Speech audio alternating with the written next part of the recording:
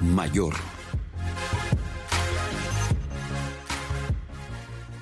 ¿Y qué ocurre hoy? ¿Sigue siendo la unidad de la fe una meta? Permíteme comenzar compartiendo una experiencia en oración que nunca olvidaré. Escuché de forma muy clara: hijo, el libro de Hechos parecerá un juego de niños comparado con lo que voy a hacer en la iglesia y a través de ella antes del regreso de mi hijo. Me quedé anonadado. De hecho, no creí lo que había oído. Repliqué diciendo: Padre, necesito 3 referencias distintas de la Biblia para creer esto. Es interesante que no sentí desagrado al preguntar eso. Debemos poner a prueba todo lo que se dice. Ver Primera de Tesalonicenses 5:21, y se nos dice: por boca de 2 o 3 testigos se decidirá todo asunto. Segunda de Corintios 13:1. Una de las referencias a la que él me llevó es: porque así dice Jehová de los ejércitos, de aquí a poco yo haré temblar los cielos y la tierra, el mar y la tierra seca, y haré temblar a todas las naciones, y vendrá el deseado de todas las naciones, y llenaré de gloria esta casa, ha dicho Jehová de los ejércitos. La gloria postrera de esta casa será mayor que la primera, ha dicho Jehová de los ejércitos. Ageo 2, 6 y 7 y 9. Un poco de historia. Israel había estado en cautiverio durante muchos años, inicialmente bajo Babilonia y después con Persia. Dios había puesto en el corazón del rey Ciro de Persia dar permiso a los hebreos que desearan regresar a su tierra natal y reconstruir el templo que Nabucodonosor y su ejército babilónico habían destruido. Muchos regresaron a su tierra natal y comenzaron la reconstrucción con entusiasmo, pero después, finalmente, perdieron el interés debido a la combinación de intereses personales y la molesta resistencia de los locales. Fueron necesarias las profecías de Ageo, Zacarías y otros líderes para volver a encender el deseo de unirse para reconstruir la casa de Dios. Sin embargo, la pregunta crucial es: ¿se estaba refiriendo el profeta al templo que con el tiempo terminarían, o a otro templo? Más adelante Jesús dijo: destruid este templo, y en 3 días lo levantaré. Juan 2:19. Aunque él estaba en medio del templo físico, no se estaba refiriendo a él, sino al templo de su cuerpo. ¿Es este el caso aquí? Comentarios bíblicos e historiadores dicen que el templo físico que se reconstruyó tras los 70 años de cautiverio de Israel no superó la grandeza del de Salomón, tanto en apariencia como en la presencia manifiesta de Dios. Con respecto a su aspecto, incluso cientos de años después, cuando Herodes ornamentó el edificio, aún se cree que no era tan glorioso como el original de Salomón. Con respecto a la presencia, cuando Salomón dedicó el templo físico, la gloria de Dios era tan grande que una espesa nube llenó el edificio y los sacerdotes no pudieron continuar con su labor. La historia no muestra nada tan drástico como eso en el templo restaurado. Los fariseos entendieron mal la frase de Jesús con respecto a lo de destruir el templo y reedificarlo en 3 días, porque suponían que hablaba del templo físico. Aún así, si limitamos la frase de Ageo al templo físico, nosotros también entenderemos mal el significado. ¿A qué templo se está refiriendo y cuál es el período de tiempo? Pablo dice: ¿no se dan cuenta de que todos ustedes juntos son el templo de Dios y que el Espíritu de Dios vive en ustedes? Primera de Corintios 3:16. El mismo Espíritu que llenó el templo de Salomón vive plenamente en nosotros colectivamente. Creo que este es el templo al que se refiere Ageo, y la iglesia es el templo postrero. Su gloria, la grandeza de la presencia y el poder de Dios es mayor que el primer templo físico. Pablo escribe: así que si el antiguo camino que ha sido reemplazado era glorioso, ¿cuánto más glorioso es el nuevo? Segunda de Corintios 3:11. Piensa en la gloria, grandeza y poder revelada en el Antiguo Testamento El rostro de Moisés brilla tanto con el gran esplendor de Dios que se tiene que poner un velo en su rostro para atenuarlo. Cuando se construye el tabernáculo, la presencia de Dios se manifiesta de forma tan poderosa que nadie puede acercarse. Cuando Salomón construye y dedica el templo, la presencia revelada de Dios de nuevo es tan asombrosa que los sacerdotes no pueden continuar con sus labores. Su gloriosa presencia era algo asombroso. Sin embargo, con todo lo asombroso que fue, según Pablo, aquella primera gloria no era para nada gloriosa comparada con la gloria sobreabundante del nuevo camino. Segunda de Corintios 3:10.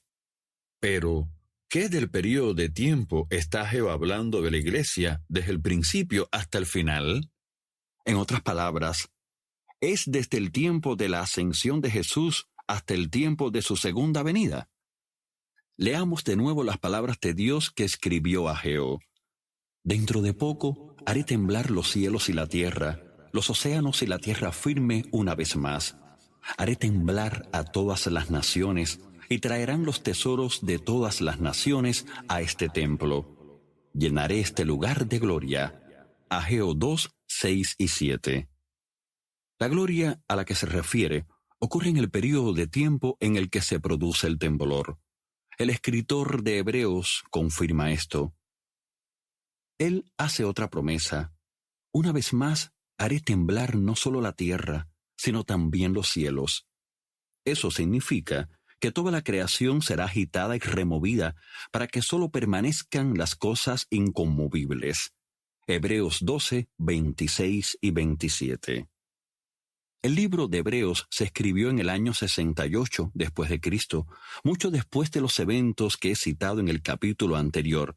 Por ejemplo, personas enfermas tiradas en las calles de Jerusalén, ciudades entregándose al Señor, regiones enteras oyendo la palabra de Dios, etc.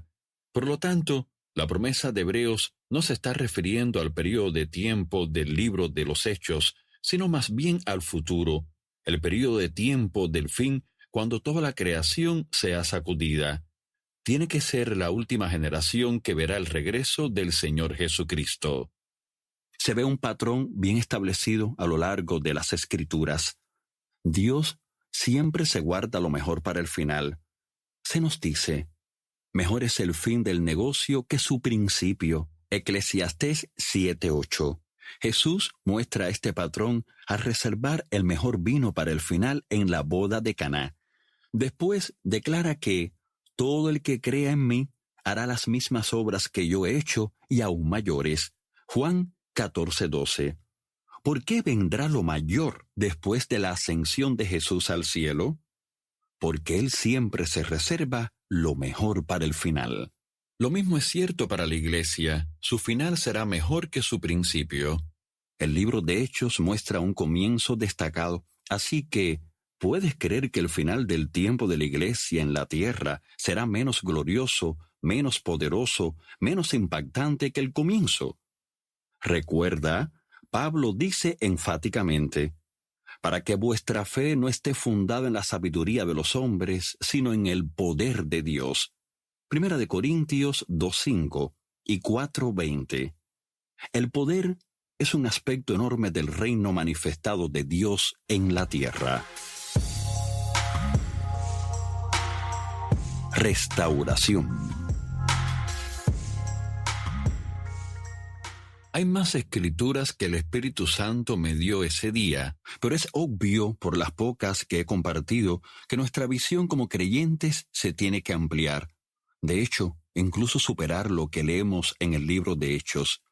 Es interesante notar que el apóstol Pedro, lleno del Espíritu Santo, declara: Él les enviará nuevamente a Jesús, el Mesías designado para ustedes, pues Él debe permanecer en el cielo hasta el tiempo de la restauración final de todas las cosas, así como Dios lo prometió desde hace mucho mediante sus santos profetas.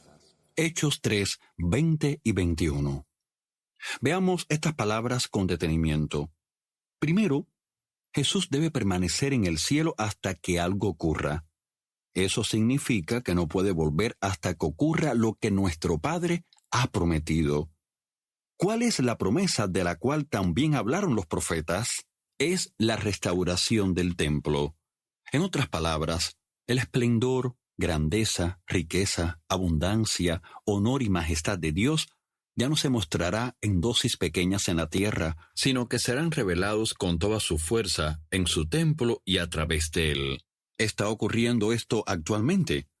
¿Es la iglesia tan poderosa que estamos viendo ciudades enteras o regiones recibiendo la salvación? ¿Estamos viendo cómo se vacían los hospitales? ¿Estamos viendo los ojos de los ciegos abrirse, personas cojas de nacimiento saltar y alabar a Dios? ¿Están temblando edificios por el poder de nuestras oraciones? Estamos viendo una abundancia tal que nadie tiene carencias entre los ministerios e iglesias para alcanzar a los perdidos en cualquier nación. ¿No hay necesidades entre las personas de la iglesia? Esta podría ser la razón por la que el profeta Ageo pregunta: ¿alguno de ustedes recuerda esta casa, este templo, con su antiguo esplendor? ¿Cómo se compara este con el otro? No se parecen en nada. Ageo 2:3. Ageo preguntaba eso a las personas que tenía delante de él, pero de igual forma Dios nos está preguntando a nosotros hoy. Seamos sinceros. Comparado con el libro de Hechos, su presencia manifiesta que experimentamos ahora no se parece en nada. Si no vemos esto claramente, no buscaremos con pasión que su gran poder sea restaurado en la iglesia. En su lugar, nos conformaremos con seguir siendo una iglesia sin poder. Nos podemos dar el lujo de tolerar una falta de unidad que está fomentada por la kriptonita que nos invade. Por favor, escúchame. Debemos proseguir hacia la meta de ser uno en Él. Y eso solo puede ocurrir creyendo y obedeciendo su palabra. Ahora que la visión de a dónde debemos ir está clara, regresemos para identificar la kriptonita que está impidiendo nuestro progreso individualmente y también como comunidad de creyentes. Ponte en acción.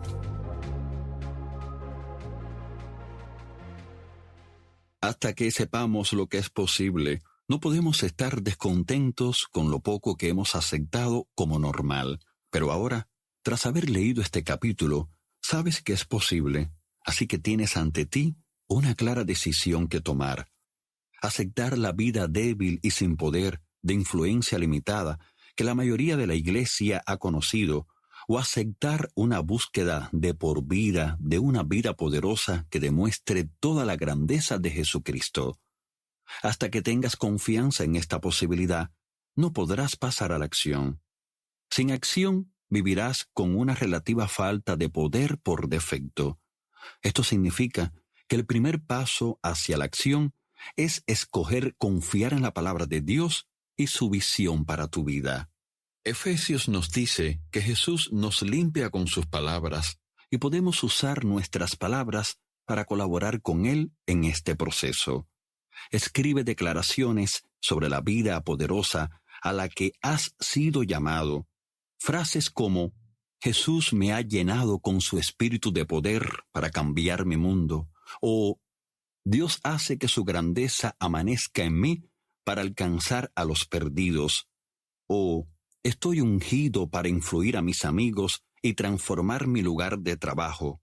Y comienza a declarar estas verdades sobre ti mismo cada día. Después, observa a medida que tu confianza para pasar a la acción crece firmemente día a día.